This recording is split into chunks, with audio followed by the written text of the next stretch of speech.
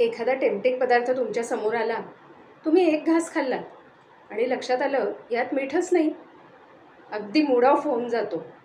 तर असा हा आपल्या कणभर अस्तित्वाने पदार्थाची लज्जत वाढवणारा, पदार्थाला चटकदार खमंग बनवणारा लवणरस म्हणजे खारट चव.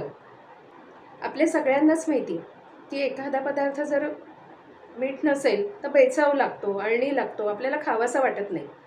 पण तसंच मिठाचं प्रमाण जर जास्त असेल तरीसुद्धा तो पदार्थ खाता येत नाही. 6 ऋतूंमधील शरद ऋतूमध्ये निसर्गतःच लवण रसाचा प्रभाव वातावरणात असतो.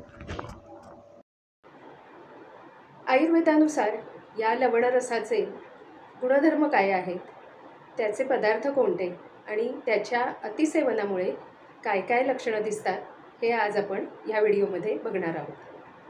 लवणरस हा जल आणि अग्नी या पंचमहाभूतांच्या संयोगातून बनतो.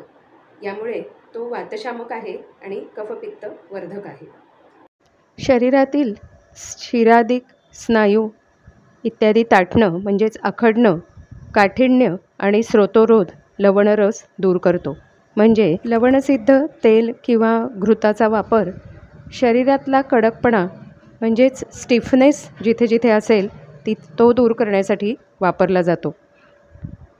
स्रोतसांमधल्या अवरोधाने घाम येत नसेल अशा वेळेसुद्धा लवणरसाचा वापर केला जातो.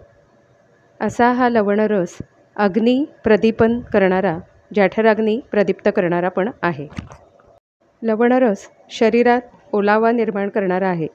यामुळे जखमा किंवा व्रण लवकर भरून येत नाहीत. तो शरीरात उष्णता निर्माण करणारा, घाम आणणारा असा आहे. लवणरस अन्नाला रुची निर्माण करतो, पण तो टेस्ट डॉमिनंट आहे. म्हणजे बाकी रसांचा इम्पॅक्ट तो कमी करतो. लवणरस भेदन म्हणजे फोडणारा, स्रोतस स्वच्छ करणारा असा असल्यामुळे मूत्राशमरी असेल, पित्ताशयातील खडे असतील, कॉन्स्टिपेशन असेल अशा ठिकाणी तो वापरला जातो.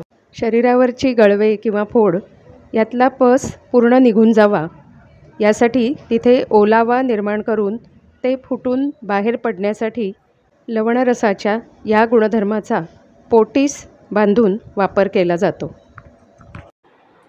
सामान्यतः आपल्या रोजच्या स्वयंपाकातलं मीठ आपल्याला लवणरसाचं किंवा खारट चवीचं माहीत असतं. या व्यतिरिक्त कोणते कोणते पदार्थ लवणरसाचे आहेत ते आपण बघूया.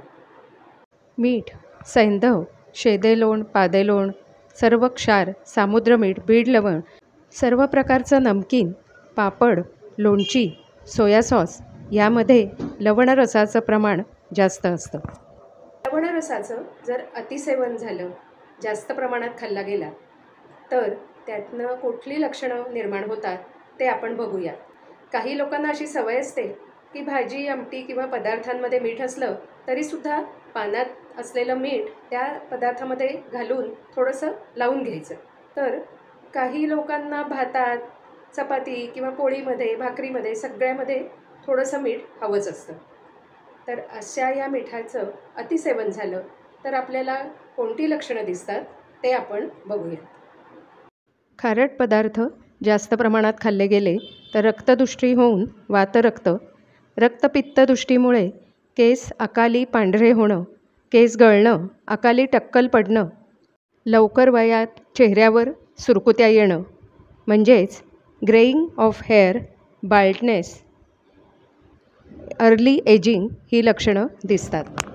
या रक्तपित्तदृष्टीमुळे शरीराला खाज येणं, आग होणं, वेगवेगळी विषद्रव्य शरीरात साठल्यामुळे त्वचेचे आजार, शरीरात सूज येणं, शरीरातलं पाण्याचं प्रमाण वाढणं म्हणजेच रिटेन्शन ऑफ वॉटर, युर्टिक्युलॅलिस, रक्तदाब वाढणं म्हणजेच हायपरटेन्शन ही लक्षणं दिसतात.